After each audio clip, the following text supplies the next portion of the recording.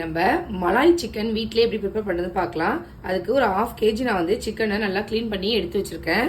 இப்போ ஒரு பவுலில் மேரினேட் பண்ணுறதுக்காக ஒரு பவுலில் வந்து 1/2 கப் அளவு தயிர் சேர்த்துருக்கேன். இப்போ நம்ம மலாய் சிக்கனுக்கு மேரினேட் பண்ணுறதுக்கு ஒரு பவுலில் 1/2 கப் அளவு தயிர் சேர்த்துருக்கேன். தயிர் வந்து புளிக்காத கெட்டி தயிராக இருக்கணும்.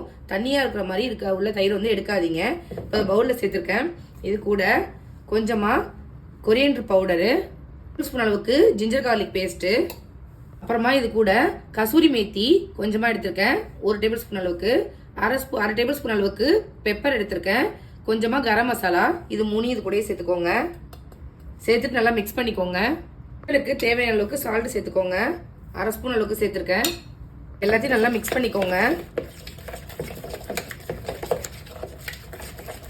மிக்ஸ் பண்ணிட்டு நம்ம வாஷ் பண்ணி வச்ச சிக்கனை சேர்த்துக்கோங்க. உள்ள சிக்கனை சேர்த்து இது நல்லா மிக்ஸ் ஆகிற அளவுக்கு மிக்ஸ் பண்ணி விட்டுக்கோங்க. நம்ம சேர்த்த மசாலாலாம் சிக்கனில் எல்லா இடத்துலையும் படுற மாதிரி நல்லா மிக்ஸ் பண்ணிக்கோங்க. மேரினேட் பண்ண சிக்கனை ஃப்ரிட்ஜில் தூக்கி வச்சுருங்க.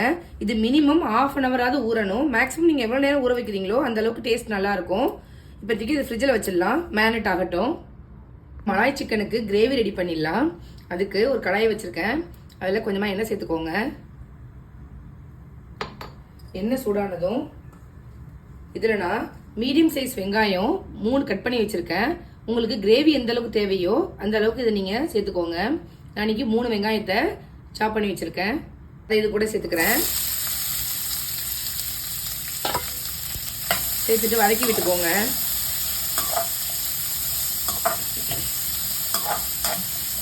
ரொம்ப போட்டு ப்ரௌன் ஆகிற அளவுக்கு வதக்கக்கூடாது.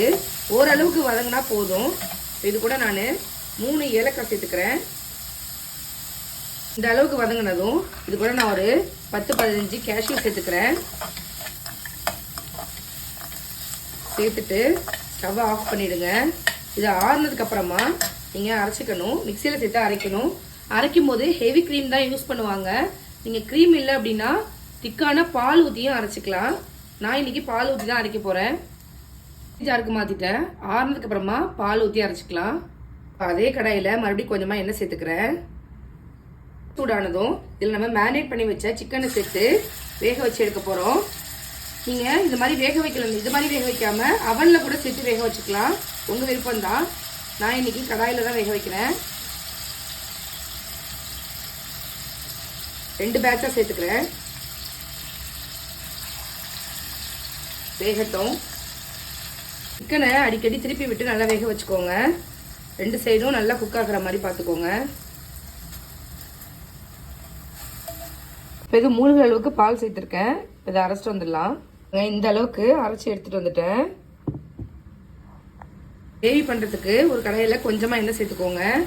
இது கூடவே பட்டை, கிராம்பு, அதுக்கப்புறமா கருப்பு ஏலக்காய் எடுத்திருக்கேன். ஒரு ஸ்டார் அனீஸ், நட்மக் பவுடர் வந்து கொஞ்சமாக எடுத்திருக்கேன் இடிச்சிட்டு.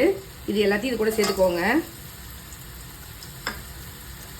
பச்சை மிளகாயை உடச்சி வச்சுருக்கேன், அதையும் சேர்த்துக்கிறேன்.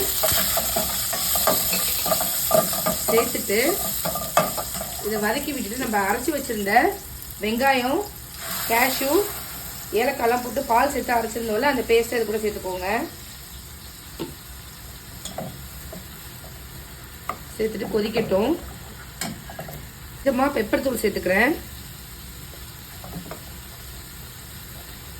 கிரேவிக்கு தேவையான அளவுக்கு சால்ட்டு சேர்த்துக்கிறேன். கொஞ்சம் நல்லா கொதிக்க ஆரம்பிச்சுட்டு நல்லா திக்காயிடுச்சு. இந்த ஸ்டேஜில் நம்ம வேக வச்சுருந்த சிக்கனை இது கூட சேர்த்துக்கோங்க. சேர்த்துட்டு நல்லா மிக்ஸ் பண்ணி விட்டுக்கோங்க.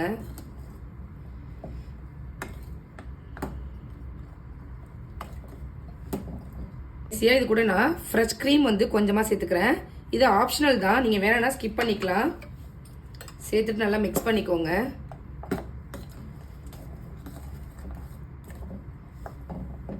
நான் மிக்ஸ் பண்ணிவிட்டு ஸ்டவ்வை ஆஃப் பண்ணிட்டேன்.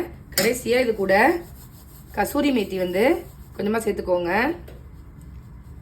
சேர்த்துட்டு சர்வ் பண்ணிங்க அப்படின்னா சூப்பரான மலாய் சிக்கன் ரெடி ஆகிடும்.